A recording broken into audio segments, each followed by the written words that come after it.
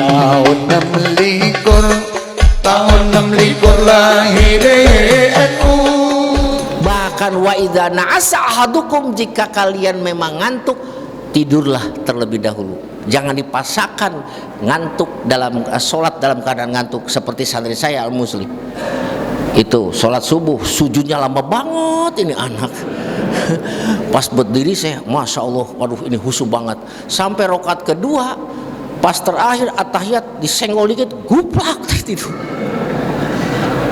Yang lucunya ini ketika at-tahiyat gini terus saya senggol, assalamualaikum, dia malah jawab waalaikumsalam.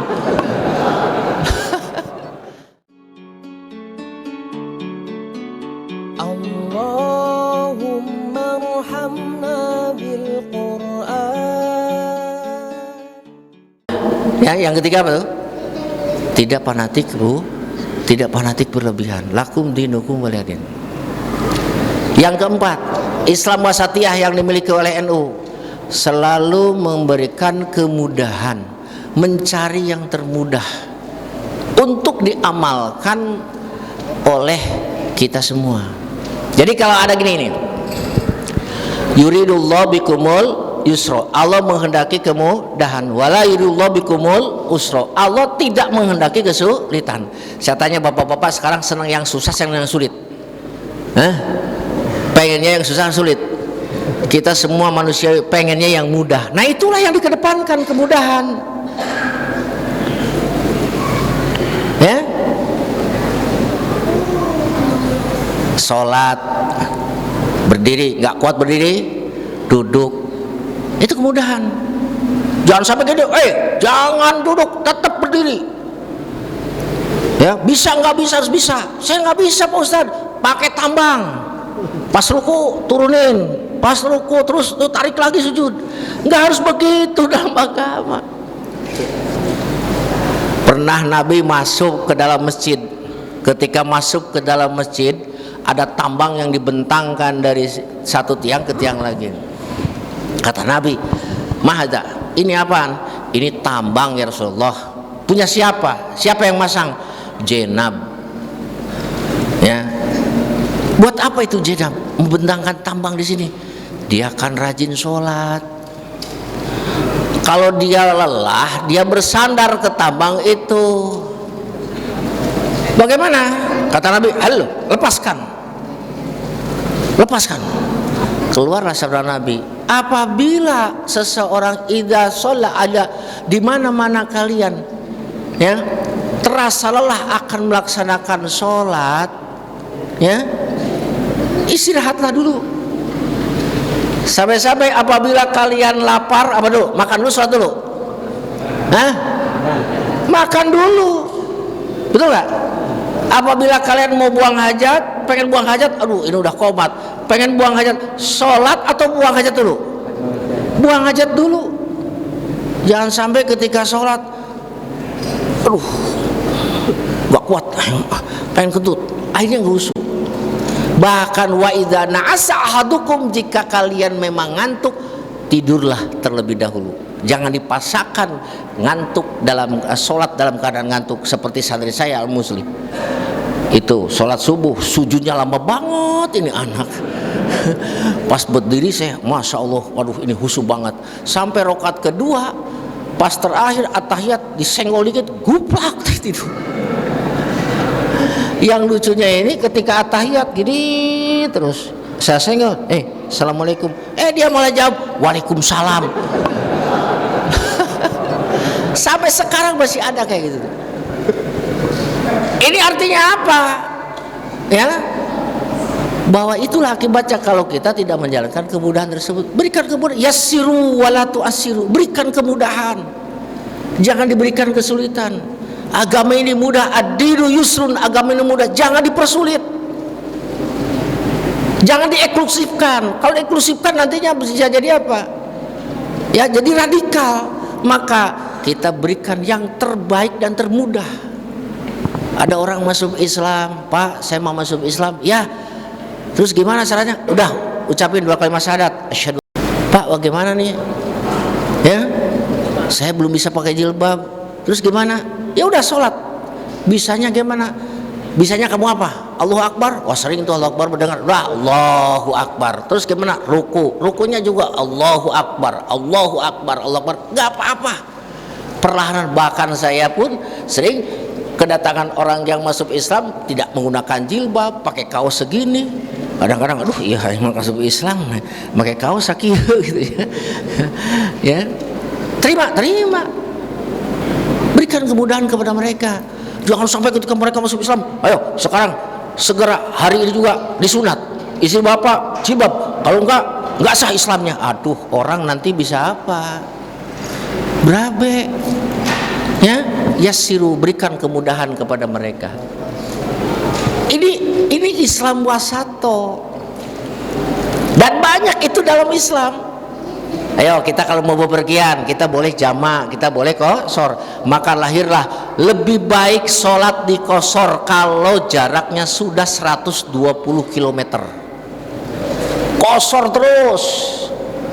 Ya. Pergi ke saya, makanya kalau nengok anak waktu di Kediri, waktu di Jepara sekarang, selama di sana masih kuotanya ada 3 hari 4 hari, saya sholat qasor jamak, bukan malas ya, tapi hadiah dari Allah berupa kemudahan kita terima. Itulah wasatiyah. Orang malas yang suka qasor jamak mah katanya ya. Saya tanya, Bapak emang nggak pernah qasor jamak? Oh saya kalau kemana-mana Pak Ustadz nggak pernah sholat qasor jamak. Maksudnya tara sholat. Nah lagi ceritanya itu.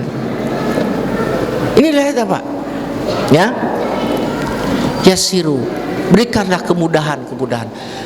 Jadi kalau ada ustadz atau ada siapa saja nanya ke ustadz, jangan kayak pilihan. Ketika orang ustadz bagaimana kalau begini, bagaimana kalau, berikan kemudahan kepada mereka. Ustadz, orang tua saya meninggal, terus waktu hidupnya dia meninggalkan sholat beberapa waktu, bagaimana? Apakah harus dibayar fidyah? Apakah harus dikodok? Tidak. Bapak maunya apa? Saya suka gitu, maunya apa? Ya kalau untuk bayar fidyah nggak mampu, ya untuk kodok mampu. Udah silakan. Mau fidyah silakan, nggak juga nggak apa-apa. Mau dikodoin silakan, nggak juga nggak apa-apa. Saya gitu. Fathul Mu'in jelas ada sumbernya. Jangan sampai gitu, pokoknya saya pokoknya kita.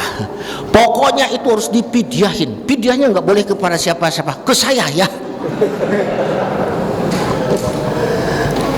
Orang meninggal dijadikan proyek itu ya. Berikan kemudahan. Ya. Cari kalau mau jadi ketika ada pendapat beberapa ulama, cari yang termudah. Itu wasatiyah. Bukan mengenteng-enteng, karena memang begitu, yuridullah bikumul yusra wala yuridu bikumul usra. Yang kelima, Islam wasatiyah itu ya berlapang dada, siap menerima perbedaan. Ayo kita lihat sekarang. Kita diajarkan untuk berbeda. Mana ada lapang NU ya? Di sini ada. Kalau nggak ada baju saya ini ada nih. Ada berapa ini bintang? 9 ya. Ini ya. 5 di atas, 4 di bawah. Yang di atas, kalau yang di atas apa itu? Tahu nggak? Ini simbol apa ini? Harus tahu dong.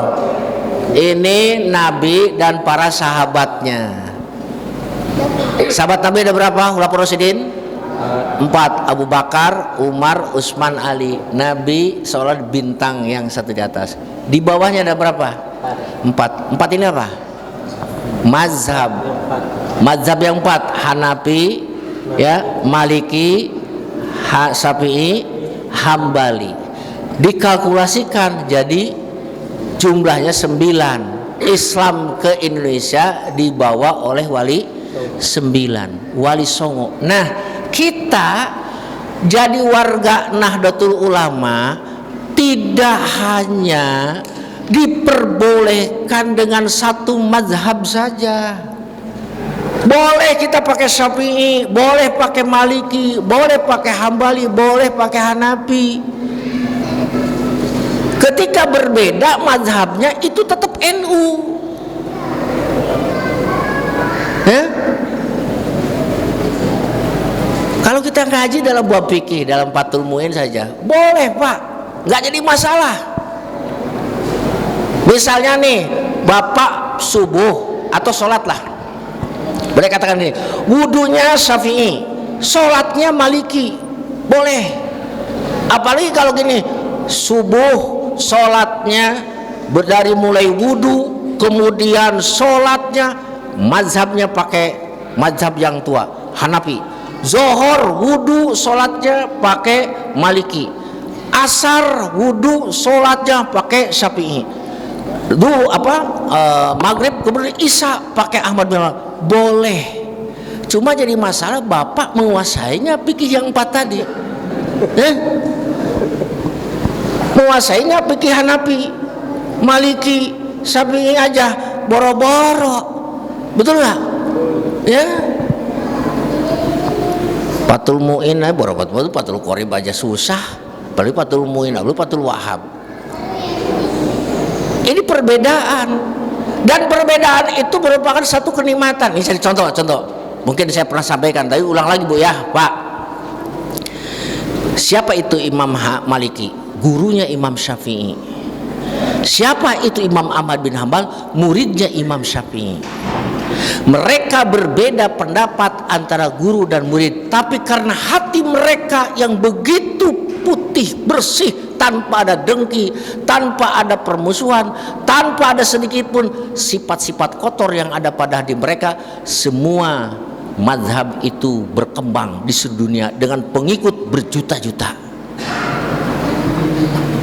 Mereka berbeda Pak, tapi perbedaan itu tidak mendatangkan laknat, malah justru mendatangkan rahmat. Contoh, pernah tuh suatu saat Imam Syafi'i berdebat dengan Imam Maliki masalah rizki. Kata Imam Syafi'i, rizki itu harus dicari. Kata gurunya Imam Maliki, nggak usah dicari, nanti juga datang sendiri. Nggak bisa, masing-masing punya argumen ayat. Imam Syafi'i wama min dabatin, Imam Maliki berpendapat wama min dabatin fil ardi illa ala rizquha, semua sudah dijamin rezekinya oleh Allah. Kemudian Imam Syafi'i gimana? Imam Syafi'i pangtasiru fil ardi wabtagu min fadlillah, menyebarlah, ayo carilah anugerah Allah. Imam Syafi'i keluar dari tempat tinggalnya Imam Maliki, di tengah perjalanan dia melihat ada petani yang memanen kurma. Imam Syafi'i menawarkan jasa, perlu nggak saya bantu? Dan istilah saya mau kuli nih, boleh. Akhirnya kuli, Imam Syafi'i mendapatkan 20 kilogram kurma. Nah, yang 3 kilo, 5 kilonya disimpan di rumah, 15 kilo dibawa ke Imam Maliki. Nah, tujuannya apa? Untuk membuktikan bahwasanya rezeki itu harus dicari. Yang kedua sekalian, nah nanti mau memberikan dia. Assalamualaikum, waalaikumsalam. Ada apa ini? Saya mau melanjutkan diskusi yang kemarin. Tentang apa itu? Rezeki itu kan harus dicari. Buktinya ini saya dengan usaha kuli memetik kurma dapat upah. Upahnya ini 15 kilo, 5 kilo disimpan. Nah, ditanya untuk apa itu yang 15 kilo itu? Untuk membuktikan bahwa rezeki itu harus dicari. Yang kedua, terus ini saya hadiahkan kepada Tuan Guru. Kata Imam Maliki, saya juga bilang kemarin bahwa rezeki itu tidak harus dicari. Buktinya saya tidak memetik kurma, dapat kurma 15 kilo. Akhirnya keduanya tertawa. Wah, ini guru dan murid cerdas semua. Dijadikan kesimpulan oleh para ulama, rizki itu ada rizki muktasab, rizki yang diusahakan, ada rizkil mauhub, rizki yang diberikan oleh Allah Subhanahu Wa Taala. Bapak-bapak pernah nggak tadi bawa uang nggak untuk beli roti ini? Enggak kan? Ini rizki apa ini? Rizki mutahab, rizki yang tidak muktasab, minhu ghair la yahtasib kan? Nah itulah hadirin rahimakumullah, perbedaan para ulama itu biasa. Oleh karena itu, ya, ini perlu kita garis bawahi. Ini kadang-kadang kebablasan dalam nahi munkar. La yunkarul muhtalafu fih wa innama yunkarul fi mujma'un alaih. Ini kaidah fikih. La yunkarul mukhtalafih, tidak boleh dianggap kemungkaran sesuatu hal yang diperselisihkan. Wa innama yunkaru fi mujma'alih, yang dianggap kemungkaran sesuatu hal yang sudah disepakati. Makanya kunut itu ihtilaf antara Imam Syafi'i dan Imam Hanafi, jangan dianggap kemungkaran. Makanya kalau orang nyegah-nyegah orang kunut, itu orang kesiangan, nggak ngaji kaidah itu kayaknya. Kunut itu bukan muttafaq alaih, mukhtalafi. Bukan ada pembahasan. Yang dianggap munkar adalah al-mujma'alih, sesuatu yang sudah disepakati. Contoh zina, judi, mabok, itu ulama sudah sepakat haramnya, itu baru dianggap munkar. Silakan nahyil munkar. Kalau masih diperselisihkan, tidak termasuk ke dalam ranah munkar dan tidak boleh dinahyu, nggak boleh dilarang. Ya, hadirin rahimakumullah. Contoh lagi sekarang, kalau orang-orang cerdik itu kalau menyikapi perbedaan itu enak. Biasanya kalau yang ribut tuh orang yang ya baru kemarin sore lah, punten-punten hasil sanlat gitu kayaknya. Yang 2 minggu itu udah bisa ana anta antum ikhwan akhwat, itu hadirin rahimakumullah, itu gampang banget itu. Tapi kalau ulama-ulama dulu karena cerdik pandai, mereka menyikapi perbedaan itu dengan sangat bijak. Buya Hamka dulu sebagai pimpinan Muhammadiyah pergi haji bersama Kiai Haji Idam Khalid sebagai pimpinan NU saat itu. Ketika sholat, Buya Hamka jadi imam sholat subuh, Idam Khalid jadi makmum. Buya Hamka kunut. Lah selesai kunut ditanya, Buya kenapa Buya kunut? Kan kita Muhammadiyah. Apa jawaban Buya? Di belakang. Besok lusanya lagi Idam Khalid jadi imam sholat subuh, dia tidak baca kunut. Kenapa tidak baca kunut? Di belakang saya ada Buya. Akhirnya apa? Tidak sama menghargai. Tapi alhamdulillah sekarang di kota-kota juga sudah tidak lagi terjadi perbedaan antara Muhammadiyah dan NU masalah kunut. Kenapa? Karena orangnya sudah jarang sholat subuh di masjid, jadi nggak berselisih lagi. Ini masalahnya. Hadirin rahimakumullah. Jadi oleh karena itu, ayo mari kita sama-sama kita tanamkan ruh NU di dalam hati kita masing-masing. Bahwa ruh NU itu jangan hanya sekedar simbol, jangan hanya amaliyah saja, tapi pikrohnya harus benar-benar kita jalankan dalam kehidupan kita sehari-hari. Yang ketiga apa? NU punya harokah, gerakan, dan gerakannya NU itu tidak suka dengan cara kekerasan. NU gerakannya adalah gerakan lembut. Loh kenapa? Lemah dong? Bukan berarti lemah. Gampang kalau mau demo, gampang kalau mau bergerak. Banser berapa puluh ribu, ratus ribu. Cuma ada satu yang sangat ditakuti oleh Banser, siapa? Ulama. Ketika kiainya diam udah. Ketika kiai bergerak ya bergerak. Tinggal komando. Tapi ulama-ulama kita ini adalah ulama-ulama yang sangat santun, yang sangat bijak dalam menyikapi sesuatu masalah. Makanya gitu teman-teman yang ngaku NU jangan sampai ya pakai PCNU ikut demo. Jangan. Kita nggak diajarkan seperti itu. Dakwah kita kepada pemerintah, kalaupun toh tidak sejalan, tidak ada yang menyenangkan kepada kita. Kita mengacu kepada firman Allah ketika Allah menyuruh Nabi Musa dan Harun untuk mendakwahi siapa? Fir'aun. Apa? Qula lahu qaulan layyina. Ucapkan oleh kalian berdua kepada Fir'aun qaulan layyina, ucapan lemah lembut. Ayo, kita punya presiden dari Bung Karno sampai dengan Pak Jokowi. Presiden kita Islam atau non Muslim? Alhamdulillah alhamdulillah semuanya Islam. Gak pernah kita dipimpin oleh presiden yang non Muslim. Kalau sekarang Nabi Musa dan Harun saya diperintahkan oleh Allah untuk berkata lemah lembut kepada Fir'aun yang ngaku Tuhan, apalagi kita kepada presiden, gubernur, bupati yang sama-sama muslim, yang tidak pernah merasa ngaku jadi Tuhan, tidak pernah mengajak kita untuk kufur. Berarti kita ketika menegur pun dengan kaulan layyina, ucapan yang lemah lembut. Itu yang menjadi acuan kita, bukan tidak berani. Coba kalau kita lihat sejarah, tidak akan mungkin NKRI ini ada kalau tidak ada NU, Pak. Loh, sombong banget, nggak sombong kan? MWC ini adalah merupakan ujung tombaknya NU. Hidupnya NU di masyarakat oleh siapa? Oleh bapak-bapak ini yang diranting oleh di MWC. Ya, kalau tanpa bapak-bapak ini, kalau tanpa ranting, ya tidak akan sesemarak ini, Pak. Ada arahan nggak dari PB untuk mengadakan harlah ini? Nggak ada, betul nggak? Jangan dari PB itu serang, dari MWC aja ada nggak?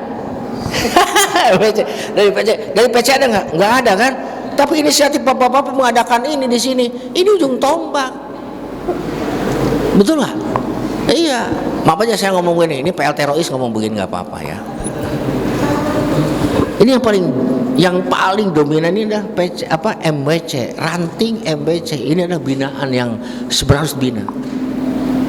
Para hadirin rahimakumullah, jadi oleh karena itu ya, inilah barangkali saya hanya sekedar mengingatkan bahwa kita ini adalah Nahdlatul Ulama yang siap untuk berjuang membela, mengibarkan panji Ahlus Sunnah wal Jamaah, tambah Ahlus Sunnah wal Jamaah An-Nahdiyah. Karena sekarang ada juga yang ngaku-ngaku Ahlus Sunnah wal Jamaah tapi tidak pakai An-Nahdiyah. Kenapa pakai An-Nahdiyah? Ciri khasnya ini An-Nahdiyah itu pahamnya Asy'ari, Maturidi kalau dalam segi akidah, kemudian fikihnya ada 4, kemudian dari segi tasawufnya ada Al-Ghazali, kemudian Junaidi Al-Baghdadi, ada Syekh Sultanul Auliya, Qutbur Bani, Syekh Abdul Qadir Jailani dan lain sebagainya. Oleh karena itu Bapak sekalian, saya berpesan, kalau mau ngaji, kalau mau mendengarkan tausiah di YouTube sekalipun, carilah kiai-kiai, ulama-ulama yang benar-benar jelas ke-NU-annya. Setuju? Jelas kayak unwanya. Kalau Bapak punya aplikasi, miliki aplikasi, kalau pengen tahu NU yang lebih mendalam lagi, yang lebih detail lagi, Bapak di aplikasi HP harus punya aplikasi NU online. Coba saya cek, ada nggak nih semua ini? Ada? Ngaku NU di HP-nya harus ada aplikasi NU online. Ada? Nah, harus diganti.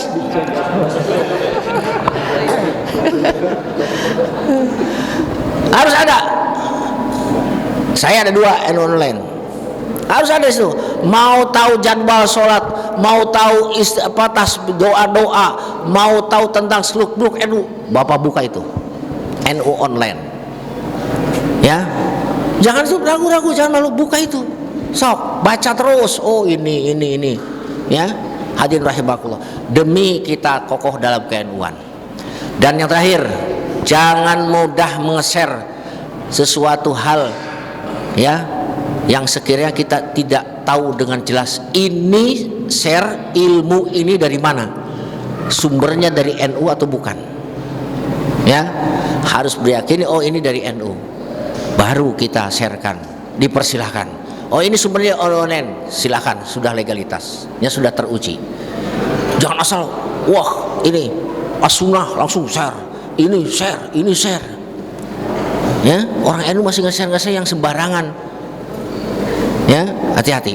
Demikian barangkali yang dapat saya sampaikan. Ini bukan tausiah, hanya sekedar ikut menggembirakan harlah Nahdlatul Ulama di CKM ini, terutama yang dikelola oleh Ranting CKM dan oleh MWC Majalaya. Mudah-mudahan NU tetap jaya, NU tetap di hati kita, NU tetap menjadikan bagian dari hidup kita dalam beragama. Wallahu muwaffiq ila thoriq. Assalamualaikum warahmatullahi wabarakatuh. Terima kasih Kiai. Mari kita sempurnakan acara kita pada malam hari ini dengan berdoa dipimpin oleh Al Mukarram Kiai Haji Muhammad Syukur. Waktu dan tempat